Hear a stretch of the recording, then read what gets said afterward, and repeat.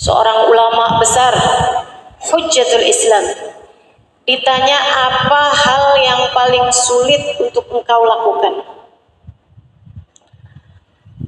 Setelah saya baca jawabannya Imam Ghazali, saya merasa bahwa kalau saya ditanya juga dengan pertanyaan yang sama, jawaban saya juga sama jawabannya Imam Ghazali. Sesudah dipikirkan memang itu yang paling susah.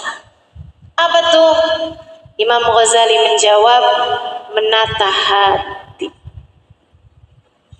Hal paling sulit saya lakukan adalah menata hati, hingga tak berharap, tak takut kecuali kepada Allah SWT, hingga tak bangga, tak kecewa kecuali kepada Allah SWT, hingga tak cinta kecuali kepada Allah SWT, kecuali di jalan Allah. Ibu-ibu saudaraku sekalian, sebab hati yang terjaga akan mudah menghadapi berbagai macam rintangan yang datang dalam kehidupan. Ibu, kalau kamu bertanya kepada saya, apa modal utama untuk bisa selamat hidup dunia akhirat? Bahkan apa modal utama untuk bisa sukses hidup dunia akhirat? Faizin, kita bilang nih, antara lebaran ke lebaran, ucapannya selalu saja minal aidin wal faizin. Semoga Allah jadikan kita hambanya yang kembali kepada fitrah suci, wal faizin, dan semoga Allah jadikan kita hamba-hambanya yang sukses, hamba-hambanya yang beruntung. Apa modal kesuksesan? Apa modal keberuntungan bagi dunia dan akhirat? Tidak lain, tidak bukan adalah bersihnya hati, sucinya hati. Modal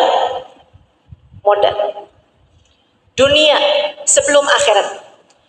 Kalau akhirat Allah terang-terangan bilang ala lisani nabiyhi Ibrahim alaihissalam, dengan lisannya Nabi Ibrahim berdoa yang Allah tuliskan dalam Al-Quran. Rabbi la tukhzini yawma yub'atsun yawma la yanfa' mal wala banun illa man atallaha biqalbin. Kata Nabi Ibrahim, ya Allah, jangan hinakan aku, jangan kecewakan aku pada hari di mana Engkau membangkitkan hamba-hambamu. Yauma la yanfa' mal wala banun. Hari di mana tidak selamat orang bawa anak, tidak selamat orang bawa harta. Bu, jadi untukmu yang sudah menikah 10, 15, 20 tahun belum dikaruniai anak, tenang. Keselamatan kita tidak bergantung dari berapa banyak anak yang kita punya. Udah nyaut betul. Udah menikah berapa lama, Bu? Belum ada anak. Ibu-ibu sekalian, buat adik-adik yang sampai di usia hampir 30 tahun belum juga ada yang melamar, ini jodoh kenapa hilalnya belum terbit juga? Belum ada tanda-tanda hilal? Tenang dek, keselamatanmu di akhirat tidak bergantung kepada apakah kamu datang dengan bawa suami, tidak pula ditentukan dengan apakah kamu bawa anak. Bahkan untukmu yang sampai dengan usiamu sudah beranjak tua, kamu belum pernah merasakan memiliki harta melimpah ruah. Dari dulu sampai sekarang, suami jadi kontraktor ngontrak aja rumahnya, tukang ngontrak, gak pernah punya rumah sendiri. Mobil sama Allah dikasih besar-besar.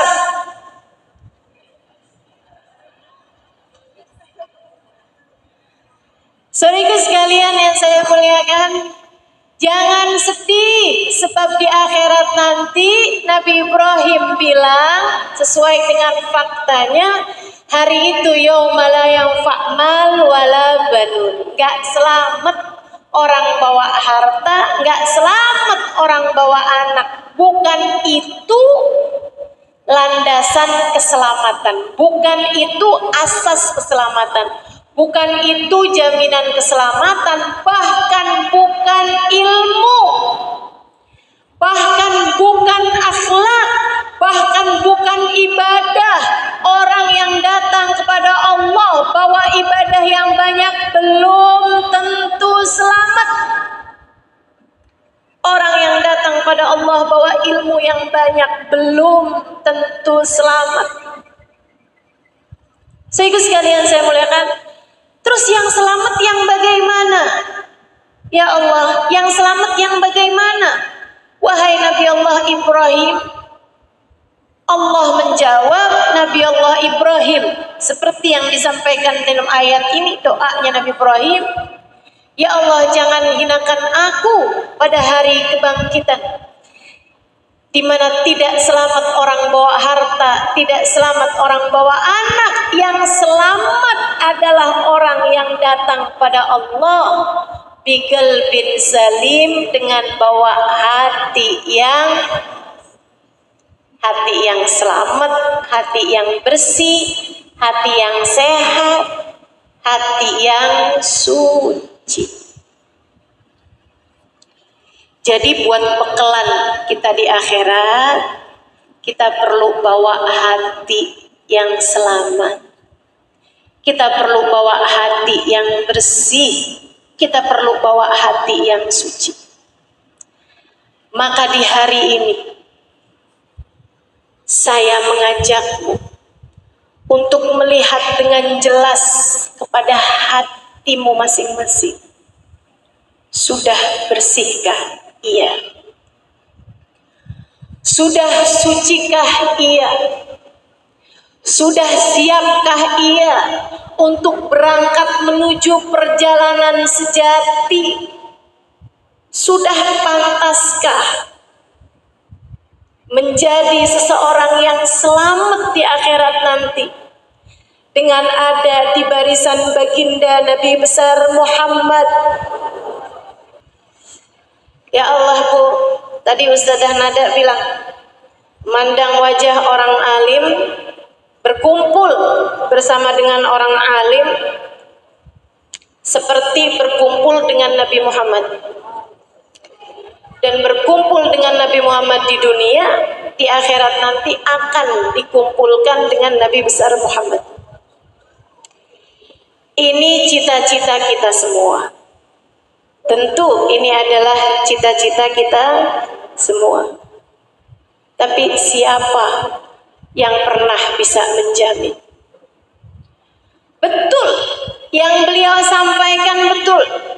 Tapi masalahnya tetap aja, untuk bisa menjadi seseorang yang diterima, untuk bisa menjadi seseorang yang dianggap di sisi Allah Subhanahu wa taala, yang Allah lihat dari kita bukan seberapa depan soft dudukmu, yang Allah lihat dari kita bukan seberapa awal kamu datang, yang Allah lihat dari kita bukan seberapa banyak hafalan Al-Quran yang kamu punya.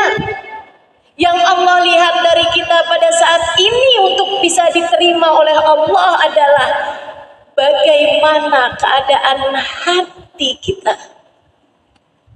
Innallaha la yanzur ila suwarikum wala ila absyarikum. Allah tidak melihat kepada zahir kalian, badan kalian. Allah tidak terlalu peduli kamu sekarang ada di tempat ini. Allah tidak terlalu peduli apakah kamu duduk duduknya di tenda, di masjid, di luar masjid, enggak jadi tempat penilaian Allah Subhanahu wa taala. Bukan berarti yang duduk di masjid dapat lebih banyak daripada yang duduk di tenda. Dan bukan berarti yang duduk di tenda lebih banyak dapatnya dari yang duduk di masjid. Jangan GR dulu. Apalagi yang duduk di luar tenda, jangan sedih. Yang kamu dapat belum tentu lebih sedikit daripada yang ada di dalam masjid, tapi belum tentu juga lebih banyak. Sebab bukan di sana penilaian Allah. Sebab yang Allah lihat dari kita adalah hati kita. Yang Allah terima bukan hanya ketika duduk di sini, Bu. Saat kamu sholat, yang Allah lihat adalah hatimu. Sesaat sebelum tidur, yang Allah lihat darimu adalah hatimu. Ketika kamu bangun dari tidur, yang Allah lihat adalah hatimu. Ketika kamu sedang mengajar, yang Allah lihat adalah hatimu. Wahai Halimah Ali terus. Ketika kamu sedang duduk mendengarkan saya berbicara saat ini, yang Allah lihat darimu adalah hatimu.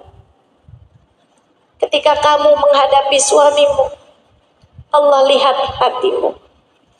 Ketika kamu bersedekah, ketika kamu membaca Al-Quran, ketika kamu menghadapi anak-anakmu, Allah lihat hatimu.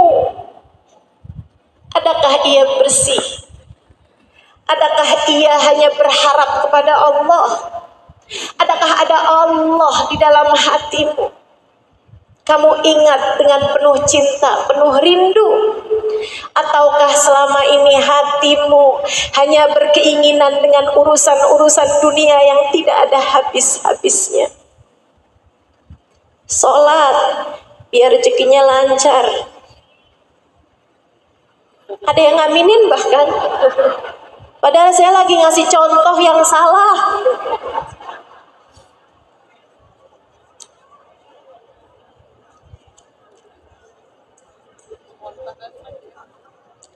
Ibu dengerin saya nggak sih, Bu?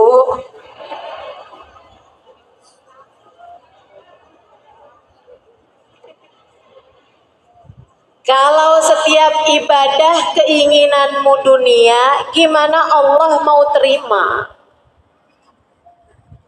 Kalau setiap kamu mengerjakan kebaikan, kamu tidak benar-benar kepengen Allah. Kamu kepengennya sama yang lain selain Allah, gimana Allah mau terima? Ibu-ibu saudaraku sekalian, coba bilang sama suamimu begini nih. Saya tuh kan melayani kamu ya. Ya saya sih melayani aja, tapi itu dalam bayangan saya. Saya tuh sebenarnya tuh kepengennya tuh kawin tuh bukan sama kamu, tapi sama fulan.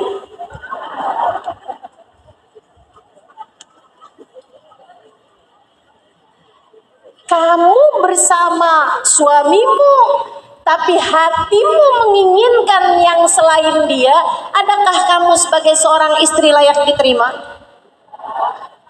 Bukankah itu adalah sesungguh-sungguhnya kedurhakaan? Dan bukankah kita sering melakukan itu kepada Allah Subhanahu wa taala? Kamu setiap pagi sholat duha, gak ditinggal sholat duhanya. Kenapa gitu? Biar rezeki lancar. Kamu tiap malam bangun tahajud. Ketika ditanya, kenapa kamu bangun tahajud? Biar suami gak kawin lagi. Anak mau ujian, kamu puasa. Anak mau masuk sekolah favorit, kamu sedekah. Ada keluargamu yang sakit, kamu berbuat kebaikan. Teman-teman saudariku sekalian, apa jawabanmu kalau Allah bertanya, mengapa semua kebaikanmu kamu meminta selainku? Tidakkah kamu tertarik untuk mencari-cari cintaku? kita selama ini telah durhaka kepada Allah, menduakan Allah dengan selainnya, teman-teman. Yang Allah pandang dari kita adalah hati kita. Ada di mana sebenarnya hati kita? Sudahkah hatimu tertambat kepadanya? Sudahkah ruhmu menghadap kepadanya? Sudahkah hatimu bersimpuh di pintunya? Sudahkah hatimu merunduk dalam hanya berharap-harap cintanya? Bu, dunia yang kamu kerjakan segalanya untuk dunia tersebut, begitu kamu mati, kamu gak akan bawa sama sekali. Bu, suami yang kamu tiap hari baca surat Ar-Rahman biar suamimu sayang sama kamu, begitu kamu mati dia gak bakalan mau ikut dikuburkan bersamamu. Maaf, besok hari bisa jadi udah mulai cari-cari yang lain. Betul begitu? Gak usah nunggu kita mati.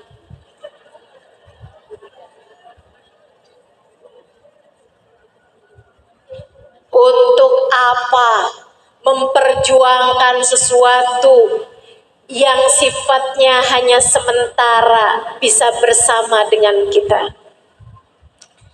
Tidakkah dirimu tertarik untuk mencari-cari cinta dari yang kamu tak akan pernah berpisah dengannya? Allah Subhanahu. Maka yang Allah pandang dari kita nih yang kumpul di sini, bagaimana hati kita? Adakah Allah telah bertahta di sana? Mudah-mudahan Allah bersihkan hati kita, sucikan hati kita insya Allah. Amin ya rabbal. Yauma la yanfa' mal wala banun illa man atallaha biqalbin salim. Tidak selamat orang bawa harta, enggak selamat orang bawa anak. Yang selamat adalah orang yang datang pada Allah dengan membawa hati yang selamat. Mudah-mudahan Allah selamatkan hati kita semua. Diselamatkan dari apa? Disucikan dari apa? Dibersihkan dari apa? Imam Al-Haddad dalam kitabnya Adab Sulukil Murid menceritakan tentang 3 penyakit besar yang dihinggapi oleh manusia. Bapak sekalian, Imam Al-Haddad sebagai Haddadul Qulub, sebagai dokter-dokternya hati, beliau menyampaikan tentang 3 penyakitnya hati. Yang nomor 1 katanya beliau al-kibru, kesombongan. Kesombongan. Apa itu kesombongan? Nabi suatu waktu berkata kepada sahabatnya, dengerin nih Bu nih, seram, ngeri. La yadkhulul jannah man kana fi qalbihi mithqala dzarratin min kibr. Enggak akan masuk surga orang yang di hatinya terdapat setitik biji sawi kesombongan. Setitik debu kesombongan. Sahabat angkat tangan, ya Rasulullah, Rasul, saya senang pakai baju bagus Rasul. Saya senang pakai tunggangan yang bagus Rasulullah. Kalau orang zaman sekarang saya senang punya mobil bagus Rasul. Saya senang pakai baju bagus Rasulullah. Saya senang punya rumah bagus Rasul. Apakah artinya saya nggak akan masuk ke dalam surga? Nabi berfirman, Nabi bersabda, Allahu jamil, innallaha jamilun yuhibbul jamil. Allah indah dan Allah menyukai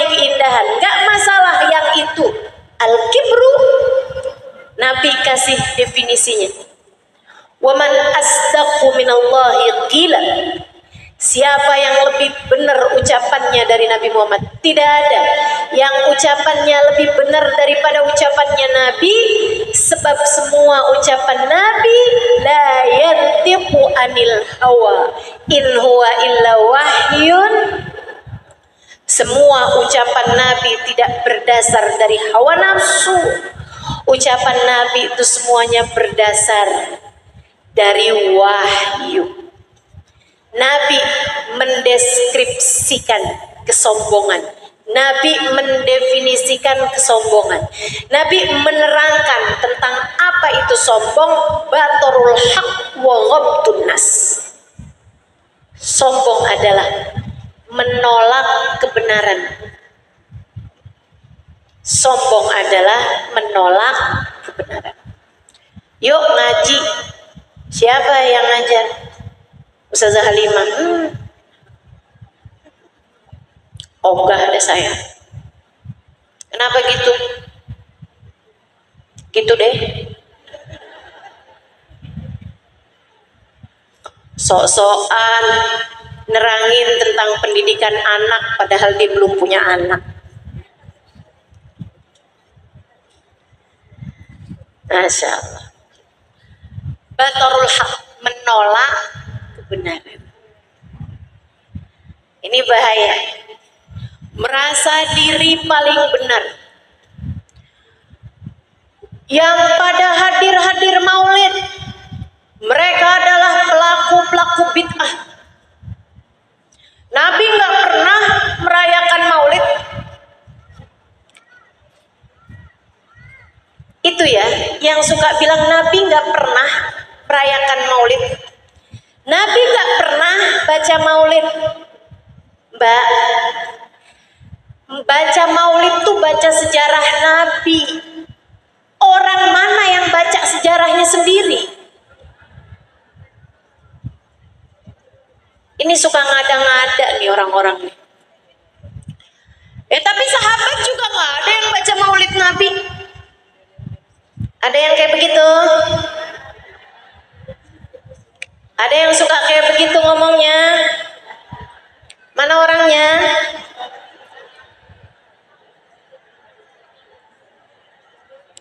Nggak datang di sini ya? Saudaraku sekalian yang saya muliakan, batarul haq, menolak kebenaran. Sahabat Nabi nggak ada yang baca sejarah Nabi. Ya iyalah, iyalah.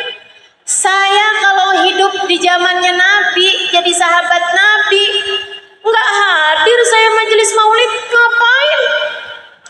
Daripada diceritain Nabi Muhammad wajahnya bulat seperti bulan purnama, daripada diceritain begitu, daripada baca begitu, mending kita tongkrongin Nabi Muhammadnya. Betul? Sahabat gak perlu baca sejarah Nabi. Mereka bisa melakukan yang jauh lebih indah daripada itu. Iya kan Bu? Ibu-ibu sekalian, ustadzahnya nggak nyunah, saya nggak mau datang. Nggak nyunah maksud kamu gimana? Nggak sesuai sunnah. Sunnah itu loh cara hidupnya Nabi. Kok bisa-bisanya ada dibilang ustadz ini nggak nyunah, ustadzah ini nggak nyunah, hanya karena pakai kerudung tidak selebar dirimu? Hanya karena ustadz itu nggak punya jenggot yang panjang seperti suamimu?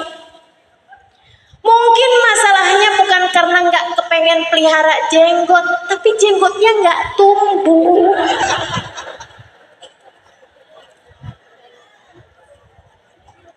Mau gimana coba?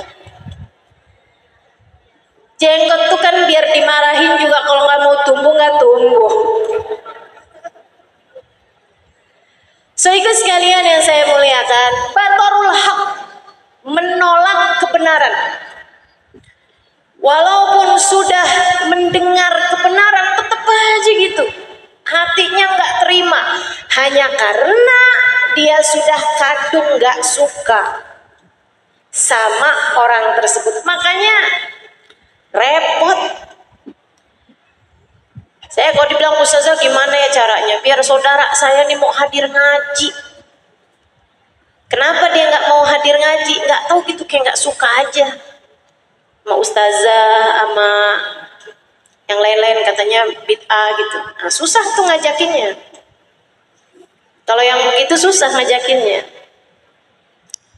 Jadi sekalian, nggak boleh ada tahlilan habis orang meninggal dunia. Oh gitu. Kenapa?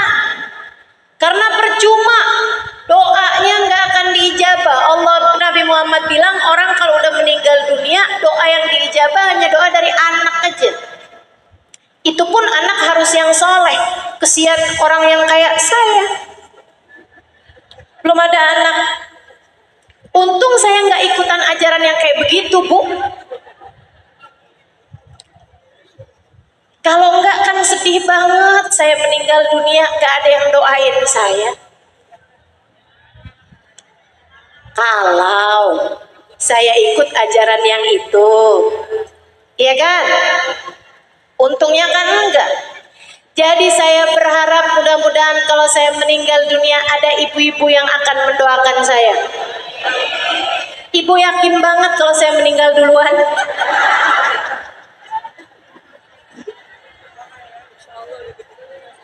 Atau ibu lagi nyumpahin saya?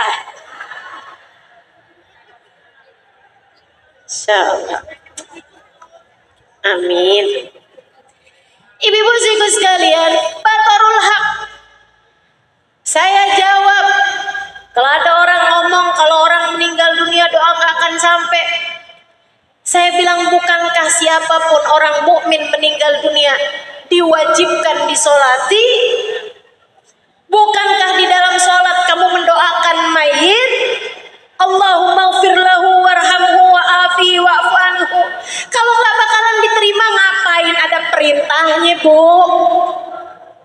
Betul?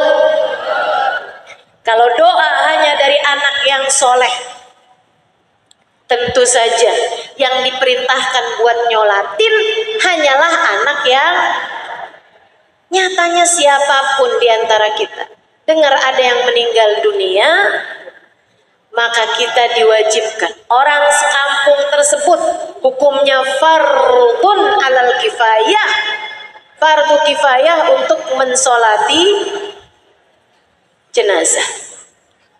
Udah dengar sejelas itu tetap aja, tapi kan hadisnya, ya mungkin yang salah adalah pemahamanmu tentang hadis, kan begitu. Tetap aja nggak mau ikut. Ini namanya batarul haq, menolak kebenaran.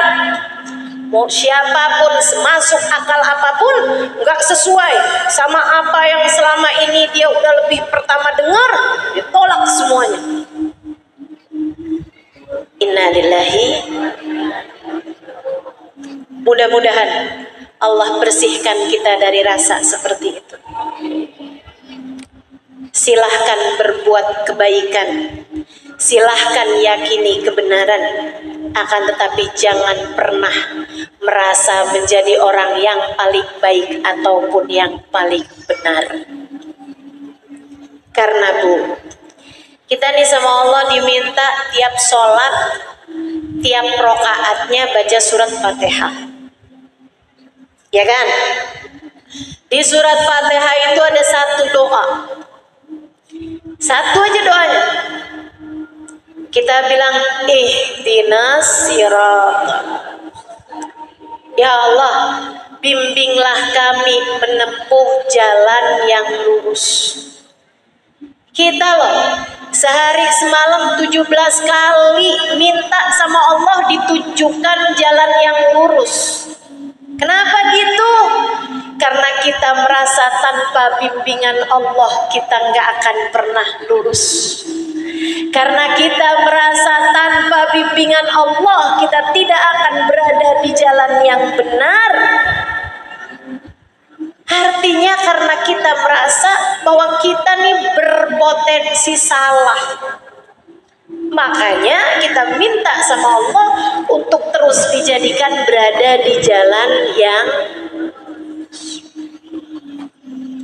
Kalau orang udah ngerasa dianya udah yang paling lurus, yang gak usah baca ihdinas siratal mustaqim. Tapi kan kita tetap minta sama Allah.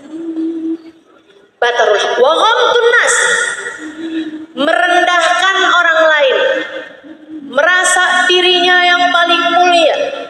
Kalau duduk di majelis dia ngeliatin nih, si itu kok kenapa hadir sih? Berantem mulu sama suaminya. Hadir juga tuh si ibu itu tuh. Iya ampun, ibu itu loh. Katanya tuh dia tuh nggak pernah tahajud tuh. Udah dapat hidayah, Bu. Teman-teman sekalian, kenapa ngelihat semua orang kamu bawaannya ngerasa kamu yang paling benar? Kenapa setiap melihat orang nih ya, dia ngelihat orang pintar, dia bilangnya gini, cuman bisa ngomong doang, ngamalinnya mah belum tentu. Dia ngelihat orang yang nggak ngerti, ya ampun bodoh banget sih. Padahal hadir ngaji loh, tapi nggak ngerti-ngerti. Dia ngelihat orang yang lebih tua, pasti dosanya lebih banyak. Umurnya udah banyak. Ngelihat yang lebih muda, dia mah ibadahnya belum seberapa dibandingin saya. Saya udah sholat lebih lama. Ngelihat orang yang ahli ibadah, belum tentu ikhlas. Ibadah tuh gak penting banyak, yang penting ikhlas. Ngelihat orang yang ahli maksiat, dosanya banyak, neraka kangen sama dia.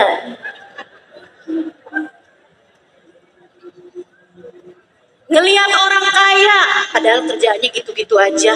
Kok kaya banget, jangan-jangan pelihara tuyul.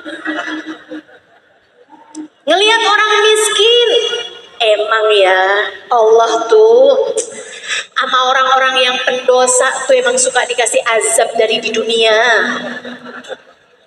sebelum dikasih kesusahan di akhirat. Ngelihat siapa kamu untuk bisa husnudzon, ngelihat siapa kamu untuk melihat kamu lebih hina daripada orang tersebut. Ngelihat siapa kamu untuk bisa melihat orang lain bisa jadi dia lebih mulia daripada diriku ini. Ngelihat siapa kamu untuk bisa merasa bahwasanya mungkin Allah menyelamatkan dirimu karena doa-doa indah yang dia panjatkan untuk dirimu. Saudariku sekalian yang saya muliakan, ini penyakit kita nih. Hati-hati.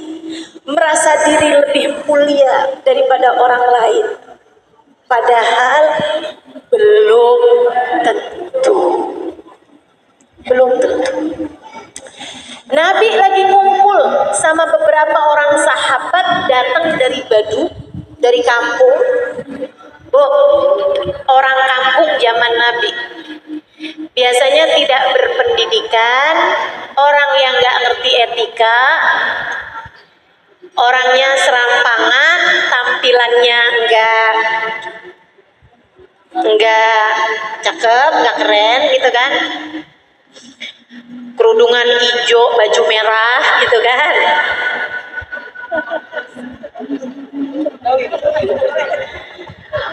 Orang-orang di kampung gitu. Ini saya juga hijau, baju saya nggak merah ya. Teman-teman sekalian, mereka baru masuk Islam, jadi dilihat dari sisi duniawi juga terbelakang, dilihat dari sisi agama juga baru belakangan masuk Islamnya. Nabi lagi kumpul sama mereka, aqbal alaihim sahabi. Ketika datang seorang sahabat masuk ke dalam masjid. Dia ini pun baru habis wudu. Seorang sahabat yang udah lama masuk Islamnya, udah bertahun. Dia masuk dalam keadaan bajunya rapi, pecinya bersih, orangnya juga bagus, cakep, dan berpendidikan. berilmu, dengan ada bekas-bekas wudhu yang bahkan baru mengalir di wajahnya dan di anggota tubuhnya. Air bekas tetesan wudhunya tuh masih ada gitu. Beberapa orang dari mereka nih noleh ketika orang itu datang. Mereka memandang dengan penuh takjub. Insya Allah, cakep. Nabi memandang dia, kemudian dipanggil sama Nabi. Dia datang, panggil Nabi kan. Nabi bisikin sama dia, "Adhananta annaka khairun min haula." Pendidik kita nih, murabbi arwahna, sang pendidik hati kita. Nabi melihat orang ini, sahabatnya ini, Nabi berbisik padanya, "Adhananta annaka khairun min haula." Apakah kamu ketika masuk barusan ini, kamu merasa bahwa kamu lebih baik daripada sahabat-sahabatku yang ada di sini? Apakah kamu merasa kamu lebih baik daripada mereka? Dia nunduk. Orang baik begitu digituin ngerasa. Ibu, makanya mudah-mudahan nih, kalau di sini sambilan duduk ketika saya menyebutkan kesombongan, kok kayak saya ya? Saya banget tuh. Nanti ada penyakit lain lagi, wah ini dia penyakit saya. Kalau kamu masih merasa seperti itu, mudah-mudahan pertanda Allah hendak memperbaiki hatimu. Sebab Bu, luka tuh, kalau dari anggota tubuhmu sendiri, itu biasanya ketika ditaruhin salep, taruhin obat terasa perih.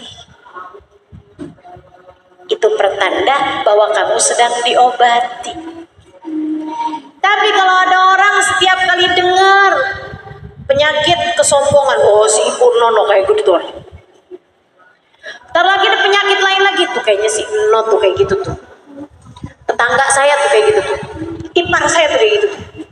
Saudara saya tuh kayak gitu tuh. Emang pada penyakitan dah semuanya dah. Orang lain aja gitu. Na'udzubillah min dzalik. Khawatirnya hatimu telah mati.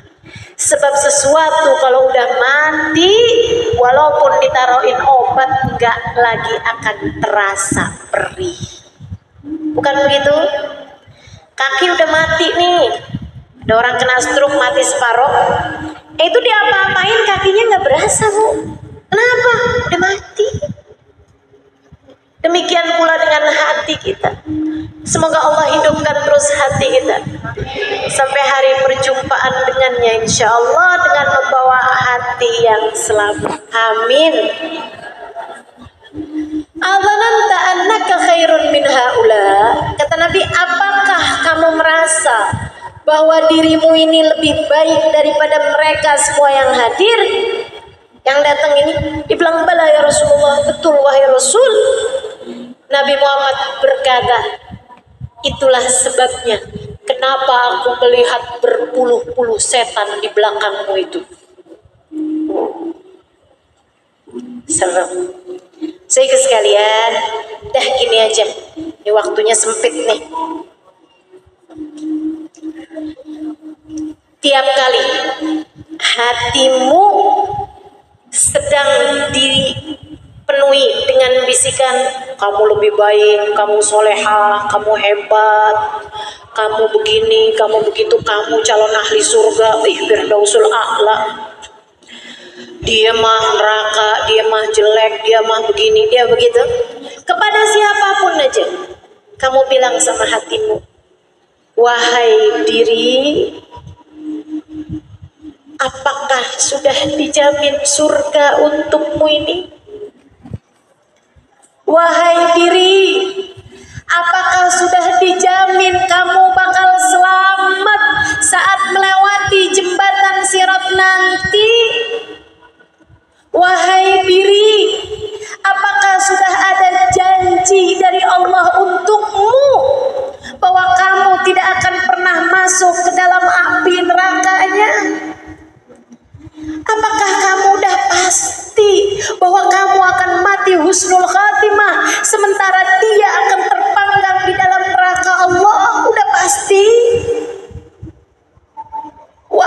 diri. Allah tidak pernah punya kewajiban untuk memasukkan kita ke dalam surganya. Allah tidak pernah punya kewajiban untuk memberdirikan kita di belakang Nabi besar Muhammad. Allah tidak pernah punya kewajiban untuk bahkan sekedar mematikan kita dalam husnul khatimah. Allah punya hak untuk mencabut iman dari dalam hati kita. Allah punya hak untuk memasukkan kita ke dalam neraka sekalipun. Allah punya hak untuk mengusir kita dari rombongan Nabi besar Muhammad. Allah punya hak. Karenanya sebelum kedua kakimu masuk ke dalam surga Allah, jangan pernah merasa diri lebih mulia daripada siapapun.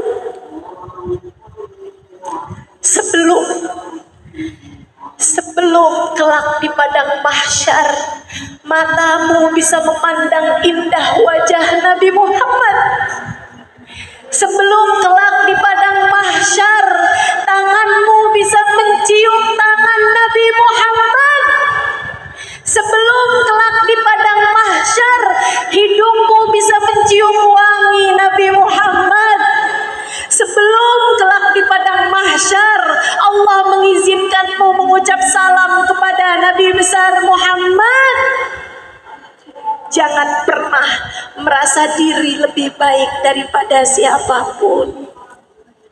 Kamu belum punya jaminan untuk itu.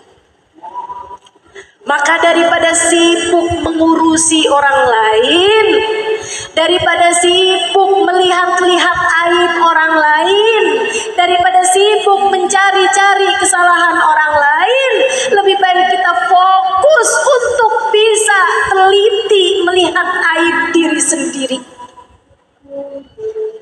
Rahimallahu ra'an ishtaghala bi uyubi nafsihi an uyubi ghairi. Semoga Allah kasih rahmat terhadap orang-orang yang sibuk memperbaiki dirinya sampai nggak punya waktu buat melihat aib-aib orang lain.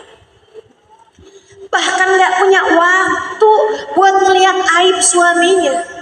Dia nggak punya waktu buat nyelidikin apa yang ada di HP suaminya. Sebab dia sibuk untuk memperbaiki hubungan antara dia dengan Allah Subhanahu wa taala, Tuhannya. Mari Bu, mari belajar untuk menjadi hamba-hambanya yang mengerti nilai diri. Mari belajar menjadi hamba yang tahu diri. Penyakit paling berbahaya nomor 1, kesombongan. Penyakit yang kedua adalah al-hasad, dan ini banyak banget kena ke kita nih. Ya Allah, ya Allah, bebaskan kami ya Allah dari sifat berbahaya ini. Ngelihat kesombongan tuh kayaknya saya tuh. Ngelihat penyakit yang kedua hasud, ya Allah, apalagi yang ini nih. Apa tuh hasud? Seneng lihat orang lain susah, susah lihat orang lain. Tetangga naikin rumah, dia naik darah. Ada yang begitu? Mana orangnya? Bu, kita nih kadang-kadang ya, kalau orang lain susah gitu, kita kayak yang, ya pantas lah dia dikasih kayak gitu. Seneng gitu lihat orang lain susah. Hasudnya dan seringnya itu datangnya ke yang selevelan. Pakai hati-hati banget sifat ini nih. Biasanya pelajar hasudnya pelajar. Biasanya guru hasudnya irinya juga sama guru. Betul? Biasanya murid hasudnya juga sama murid. Hati-hati, biasanya orang pengajian. Ya, semua orang pengajian juga. Hati-hati, biasanya panitia hasudnya sama panitia juga. Dia tuh nggak banyak kerjanya, tapi ngomongnya doang yang banyak. Tapi semua orang kayaknya sayangnya sama dia, ustazahnya kayaknya sayangnya sama dia. Saya yang kerja, saya nyapu sampai nggak tidur, ya iyalah. Masa nyapu sambil tidur? Saya masak sampai nggak tidur, ya iyalah. Masa masak sambil tidur gosong, Bu? Nggak ada yang menghargai saya. Nah, tuh asut yang lain. Pas giliran dia dimarahin sama ustazah, tahu rasa. Kok kamu seneng ada orang lain susah? Kok kamu susah ada orang lain seneng? Biasanya penjahit hasutnya juga sama dengkinya menjadi pedagang. Nih pedagang juga irinya sama. Hati-hati ibu sekalian, hati-hati. Ini saya kasih tahu nih tentang, tapi nggak boleh cerita, udah langsung lanjut aja. Nggak apa-apa. Teman-teman sekalian yang saya muliakan, ada dulu salah satu wali min auliyaillah, salah satu orang yang ngislamin banyak orang di Afrika, teman-teman. Saya lupa namanya, tapi ini salah satu dari waliullah, salah satu dari habaib yang memang luar biasa ini. Beliau itu masuk ke satu daerah berdakwah, tapi dakwahnya ya itulah ulama ya. Caranya indah, santun, nggak pernah bid'ah-bid'ahin orang, nyala-nyalain orang segala macam gitu. Dia baik sama tetangga, baik sama semua. Dia bangun toko, dia jualan perhiasan. Udah rame tokonya, tetangga jual, buka toko juga perhiasan. Coba nih, liatin ibu-ibu sekalian. Ini cerita indah banget, dengerin. Tetangganya, dan dia baru-baru aja loh ngeliat, rame bener ya, bangun juga deh toko perhiasan. Jual kira-kira sama barang-barangnya. Satu waktu Habib ini ada orang datang sore-sore buat, udah mau tutup nih ya, buat beli perhiasan. Saya mau yang ini dong Pak, gelang nih yang ini nih. Oh iya, saya mau ngelamar anak orang, nah nih saya mau gelang yang ini. Bapak yang itu suka? Iya Pak, saya bilangin Pak. Iya Pak, toko sebelah kayaknya jual gelang yang sama. Saya rasa gelang yang kayak gini toko sebelah jual juga. Bapak silahkan beli sama sebelah aja. Kenapa gitu? Karena saya dari pagi tadi udah punya banyak pembeli, sementara toko sebelah belum ada yang beli. Bapak silahkan beli di toko sebelah. Siapa di antaramu yang bisa punya hati kayak begitu? Kalau kamu bisa punya hati kayak begitu, Bu, surga terbuka lebar untukmu. Kalau kamu bisa punya hati kayak begitu, selamatnya tuh udah di depan mata. Ini hati-hati bersih gitu kelakuannya tuh, gitu kondisinya. Kalau kamu ngerasa kok saya kayaknya jauh banget dari menjadi kayak begitu, yang ada saya kok hati saya ternyata emang banyak iri, banyak hasut, banyak dengki kepada orang lain. Mari segera bertaubat sebelum datang ajal menjemput kita, saudariku sekalian. Al-hasad halikotuddin. Nabi Muhammad menyebut hasud kayak tukang cukurnya agama. Agama bisa habis dicukur sama penyakit yang namanya hasud. Obatinnya gimana Ustazah? Imam Al-Ghazali ngasih tahu, dan ini salah satu obat paling mujarab. Meskipun Bu perih, emang obat tuh kalau manjur tuh perih, kan begitu ya? Obat mana yang rasanya manis? Gak ada. Paling zaman bayi obat rasanya manis. bersihin hati kita dari penyakit hasud, Imam Ghazali ngasih tahu, kamu kalau lagi ngerasa hasud sama seseorang karena sesuatu, doakan orang tersebut agar ditambahkan kenikmatan yang kamu hasudi itu.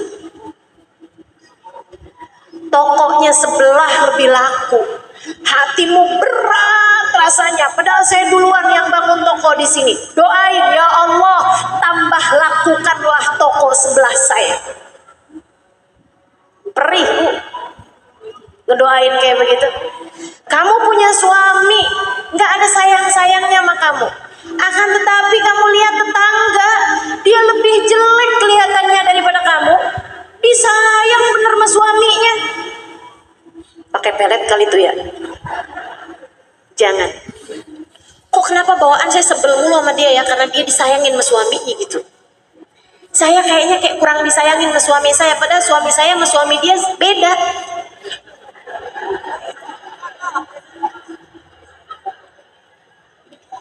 Ibu-ibu saya sekalian, kamu hasut, kamu benci sama dia. Iya, gimana caranya nih biar hilang penyakit? Doa. Saat kamu sholat, saat kamu sujud, doa dalam hatimu, minta sama Allah, ya Allah, tambahkanlah sayang suaminya kepada dia, ya Allah. Tambahkanlah ya Allah, jadikan dia semakin disayangi oleh suaminya, ya Allah. Gitu. Itu tuh dengan kamu mendoakan seperti itu, teman-teman sekalian, ini berat banget hati, tapi dengan cara seperti itu Allah akan perlahan-lahan menghilangkan penyakit tersebut dari hati.